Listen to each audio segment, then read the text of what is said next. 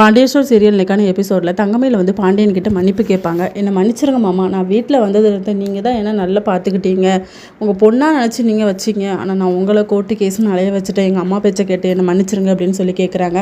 அடுத்த சீனில் பாண்டியன் கோமதி 2 பேருமே வீட்டுக்கு வருவாங்க. அப்போ சரவணன் கிட்ட சொல்லுவாங்க, ஒன்னால தாண்டா அந்த தங்கமயில் வந்து ஹாஸ்பிட்டல் அட்மிட் ஆயிருக்கா, உன் குழந்தைக்காகவாது அவளை போய் பாரு அப்படின்னு சொல்லிட்டு. சரவணனுக்கு வந்து விருப்பம் இல்லை தான், இருந்தாலும் கதிரை கூட்டிகிட்டு 2 பேருமே ஹாஸ்பிட்டல் போவாங்க.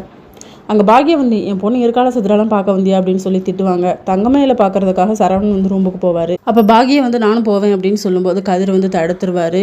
இவர் சரவணன் வந்து உள்ளே போய் தங்கமயில்கிட்ட பேசுவார். குழந்தை மேலே எனக்கு வந்து ரொம்ப அக்கறை இருக்குது, எங்கள் அம்மா அப்பா எல்லாருமே உன்னை நல்லா பார்த்துக்கிட்டாங்க, ஆனால் நீ தான் அதை தவற விட்டுட்ட, எங்களை கோர்ட்டு கேஸுன்னு சொல்லிட்டு அலைய வச்சுட்டு உங்கள் அம்மா பேச்சை கேட்டுட்டு நீ பொய்க்கு மேலே பொய் சொன்னேன், அதனால நம்ம 2 பேருமே சேர்ந்து வாழ்வோம் அப்படின்னு சொல்லிட்டு நீ எக்காரணம் கொண்டு நினச்சிட்டு இருக்காத, ஆனால் குழந்தைக்கு தேவையான எல்லாத்தையுமே நான் பார்த்துப்பேன் அப்படிங்கிற மாதிரி சொல்கிறாங்க. தங்கமயில் வந்து ரொம்ப ஃபீல் பண்ணி அலறாங்க. இதோட இன்னைக்கான எபிசோட் முடியுது.